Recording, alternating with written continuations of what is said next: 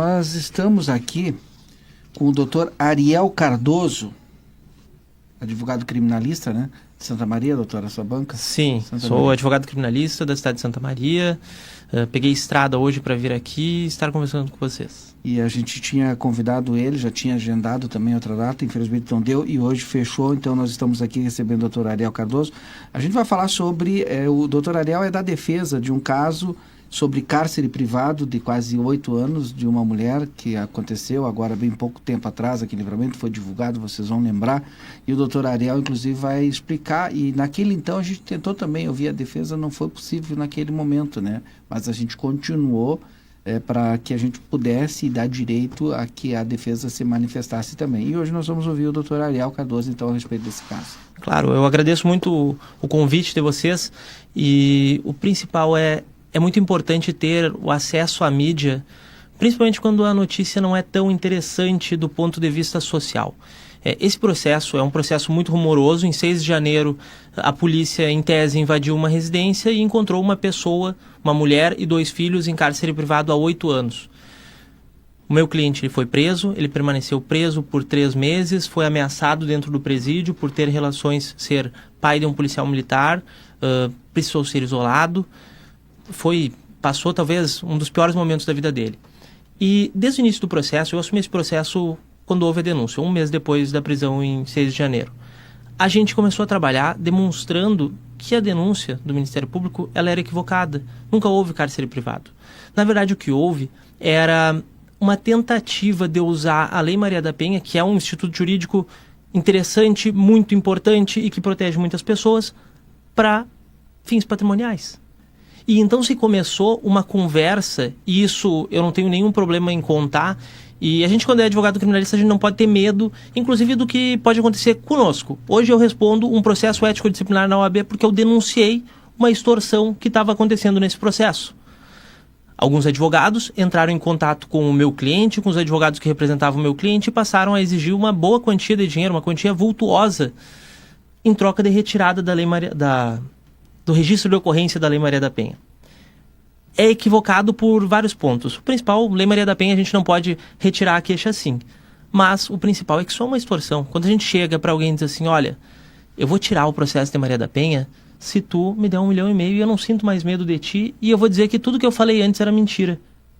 A gente está coagindo e a gente está condicionando, e a pessoa desesperada que está presa no presídio sofrendo ameaças, ela vai fazer tudo pela liberdade dele. Nesse processo eu precisei bater muito pé com o meu cliente, que considerou muitas vezes fazer esse acordo.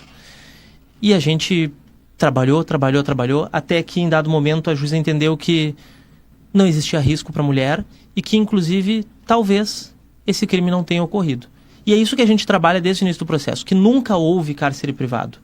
O que sempre houve era uma família cuidadosa, e nós tínhamos conversas anteriores já dando indícios de que havia um conflito patrimonial ali que estourou. Talvez a vítima tenha achado que a melhor forma seria tentar chamar a polícia e fazer um acordo depois. Isso é um absurdo por vários aspectos, né? A gente não pode ficar à mercê da utilização de um instituto jurídico importantíssimo para fim patrimonial. A gente sabe o quão importante é a Maria da Penha e quantas pessoas foram salvas e quantas pessoas não foram salvas também quando se utiliza mal a Maria da Penha, quando se solta antes, quando se não está no momento certo de soltar, ou quando a gente não tem como garantir a segurança da vítima. Mas nesse caso não tinha. E a gente trabalhou, até que em março a gente conseguiu a soltura dele. Mas isso depois de muito trabalho, depois de grandes discussões, muitos advogados, assistentes de acusação, mais Ministério Público. Mas quando a gente tem a verdade, a gente trabalha ela até o final. E a grande questão é que quando o meu cliente foi solto, a gente buscou a mídia para falar, olha aqui o que aconteceu, está escancarado que nunca houve cárcere privado aqui. E ninguém quis nos ouvir. E esse talvez seja o momento mais importante de parabenizar vocês por quererem nos ouvir, por quererem ver o que é a nossa versão dos fatos. Claro, a versão dos fatos final a gente vai ter quando a juíza julgar esse processo.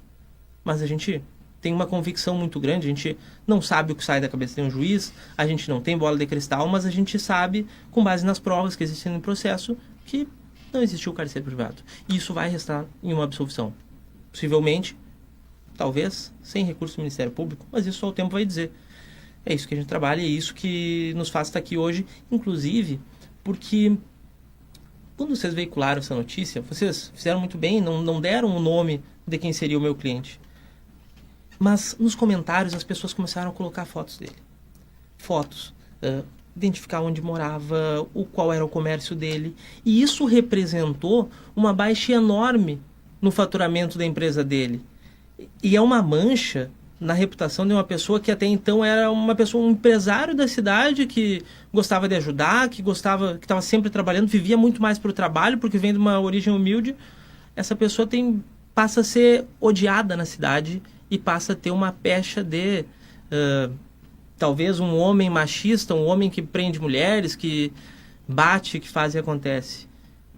E isso hoje, com ele solto, ainda resulta em problemas para ele, porque ninguém deu atenção ainda à versão dele. Isso, claro, com a absolvição a gente vai ter meios cabíveis para demonstrar, para exigir retratação, e a gente vai querer que se veicule a verdade, né? Que nunca existiu nenhum crime. É mais ou menos nesse sentido o nosso pronunciamento. Eu fico à disposição para dúvidas de vocês. Eu gostaria só de saber que, claro, que ao longo do processo, né, já deve estar acontecendo as oitivas da defesa desta tese que a defesa apresentou agora aqui para nós, apresentou para a sociedade. Eu acho que é o primeiro momento que a defesa se manifesta, né? E esse processo está correndo ainda. A questão toda, o processo, a gente está falando de um processo que ele tem as oitivas das testemunhas de acusação, testemunhas de defesa e o interrogatório do réu. Tudo isso já foi feito. Em tese, esse processo já poderia estar apto para julgamento, que é a fase em que o Ministério Público apresenta os memoriais, que pede a condenação, ou talvez não. Nesse caso, espero que Deus ilumine a cabeça do promotor, mas depois a defesa apresente seus memoriais. Só que nesse processo eu fiz uma série de requerimentos, pedi desde a quebra de sigilo telefônico da vítima, dos familiares, do próprio réu, a quebra do sigilo das antenas de comunicação, que vão demonstrar que uma pessoa que não vive em cárcere privado, por óbvio, se desloca pela cidade e o seu celular se comunica com várias antenas de comunicação que tem pela cidade. E isso já desmonta a tese de que houve cárcere privado.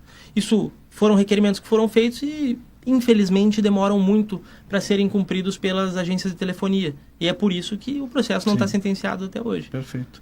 Bom, doutor Ariel Cardoso, a gente fica à sua disposição. Acho que nesse primeiro momento era importante essa fala inicial. Certo? Fico à disposição, qualquer dúvida que vocês tenham, assim que a gente tiver novidades nesse processo e acredito fielmente em uma absolvição, eu entraria em contato e vamos veicular de maior forma o que é a verdade.